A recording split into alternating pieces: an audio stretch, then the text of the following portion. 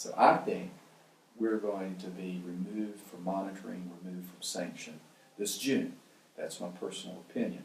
But if they say, hey, keep doing the great stuff you're doing, but we just want to watch one more year, make sure it really is embedded, like you guys seem to give that appearance that it's embedded. We want to have another year. So be it. We'll just keep doing it and demonstrating we are this. This is a culture here on campus of institutional effectiveness. Everybody gets it. We're doing it, and we're going to keep doing it in a way that certainly demonstrates to the outside reviewer that we know what we're doing, and we are making this institution stronger because of the assessments that we do. This visit was for them to check in and see how we're doing on something called institutional effectiveness. And so what that is schools a lot of times will say, they will set objectives or they will set goals and they will say, we met these goals. Okay, so maybe our goal is to make sure that our biology students are knowledgeable in a variety of subtopics. And we'll say, yeah, we think our biology students are knowledgeable in these subtopics. But we need to do institutional effectiveness in order to show that, in fact, our students are knowledgeable and that we have met this goal. And so the representatives from SACS, the team from SACS, were coming not only to look at biology or the College of Science, but the university as a whole to see if we are doing institutional effectiveness, if we are setting goals and then having some kind of an assessment tool to measure the outcomes of our goals, and then using the results of those assessment tests to plan what we might do differently, either to better reach that objective or maybe to change things so that we can have a more effective university and program in general. The SACSCOC Special Committee had very positive things to share with us during their two-day visit. They were complimentary of the progress that they could detect from the last few years that we've been giving reports on our institutional effectiveness processes. And so there was stark improvement, and so they were very complimentary. One of the i.e. the Institutional Effectiveness Handbook that has been developed. It was repeated several times what a superb handbook that we had that had been developed. Now, a handbook is just a part of it. It guides what you do, but you still have to do what you say you're going to do. And so that's the other component, is the level of our reports, the quality of the reports, and again, they were very complimentary of everything that they read in our report, said it was well prepared. They could tell that a lot of time had gone into it, and that as they interviewed various faculty and staff over the two-day period, they were convinced that it was a buy-in, that across campus, that individuals were embracing the institutional effectiveness process, and that it was a holistic type of effort, and that's exactly what they wanted to see. Kind of our leadership group that we put together for the visit is the executive leadership team, and so that's Dr. Marshall Flowers, our Vice President for Academics and Athletics, Trent Argo, who is the Vice President for Enrollment Management and Student Development, and then Ruth Blankenship, the Vice President for Finance and Administration and Advancement, and myself, along with our academic leadership, and so that included all the deans, and then other academic leaders were involved with the meeting. The two primary areas that were being, had focused upon them were the academic programs, and how programs were being assessed to ensure student learning outcomes were being met. And the second category that was being monitored related to the academic and student support services that we have here on campus.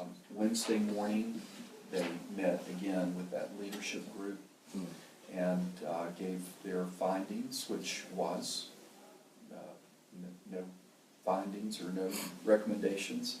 And so a very positive note as they left campus. In all of the meetings I sat in on, it went very, very well. The team was quite cordial, and so they were here to really tell us what we did well and help us to see if there were still areas where we were weak, what we might be able to do to improve. But overall, the feedback we got from them from even the very first meeting on Tuesday morning was really, really positive.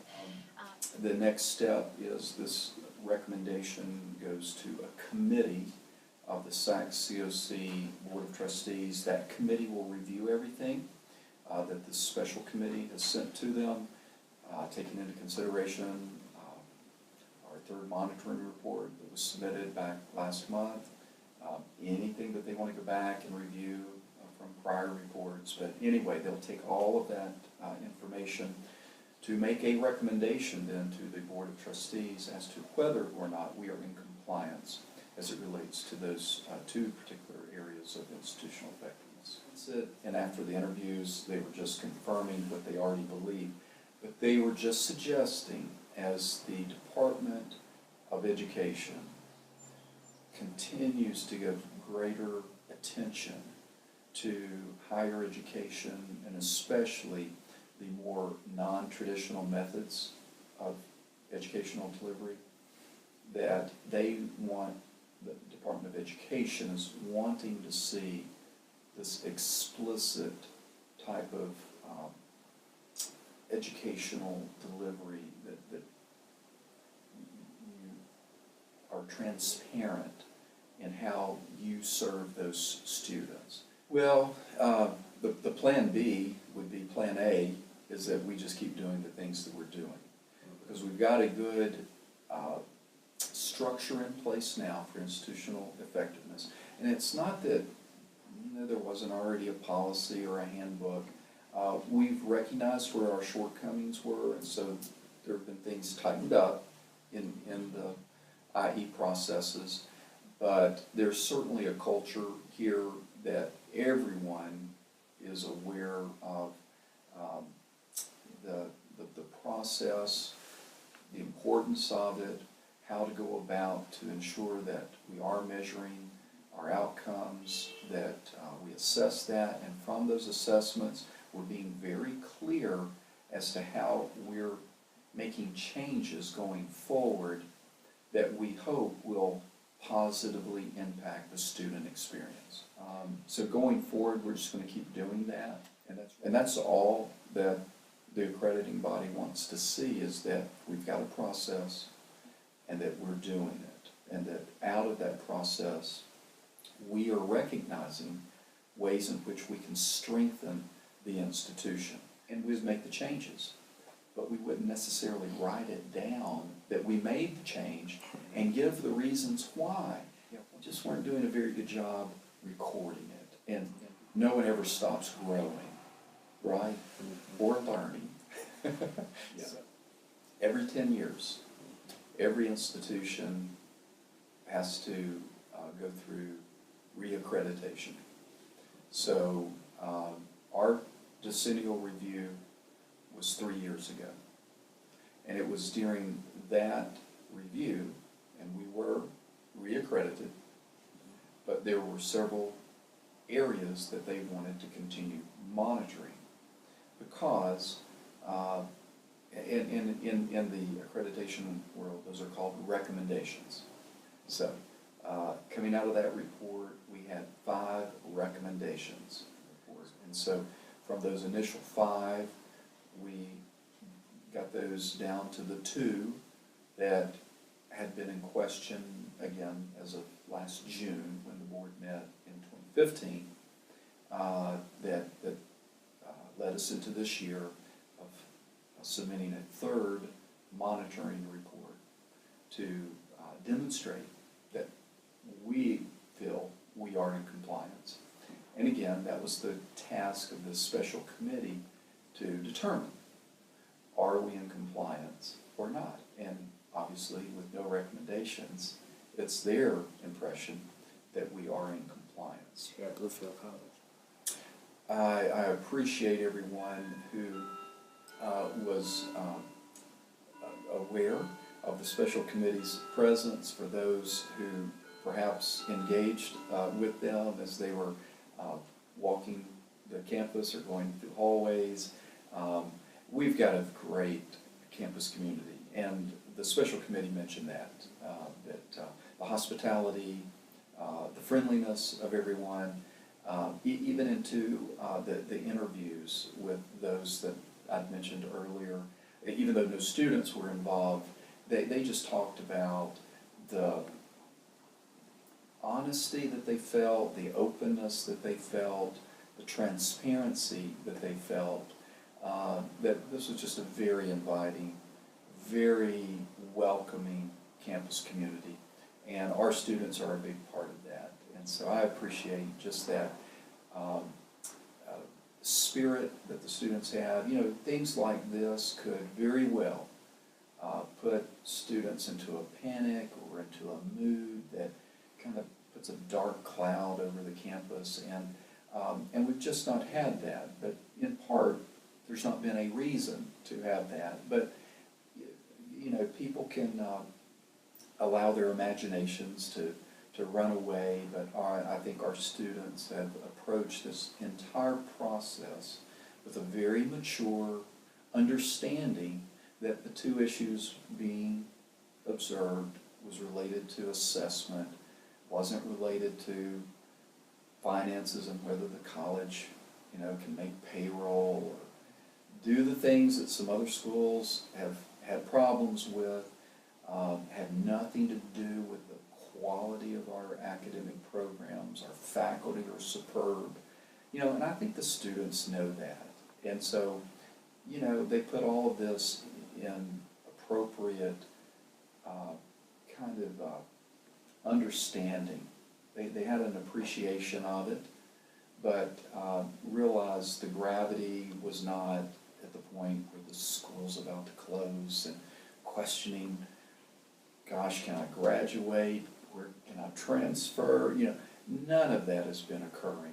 And I just really appreciate that there's just been this sense of, I'll say maturity. I'll go back to that word again, that they have an appreciation of what's happening, certainly concerned enough that for any of us, nobody wants to have a sanction against the institution, but they understood the issues related to assessment. I think trusted the faculty and the administration that we could work through the issues that had been raised with our assessment processes, and they put trust in us that we could work the process in a way that got us back to a point where we're in compliance with the standards. And so that's occurred, that's happened. And I just applaud the students for having the presence of mind, the sensibility of, you know, common sense to just recognize what it was and not make something out of it that it wasn't, not to get into hysterics and to just blow things out of proportion than what they really were. So it's a great campus community. We've got a great student body. I think our students throughout this whole process have remained focused on their studies, their career objectives, wrestling with life's big questions about what's God wanting me to do, how can I apply myself in this world to follow my passion, to be all that I can be. And that's where students' focus needs to be, on all of those things. And so I applaud our students. And I love our students, and we're just in a great place. We have great people, and this school has a great mission.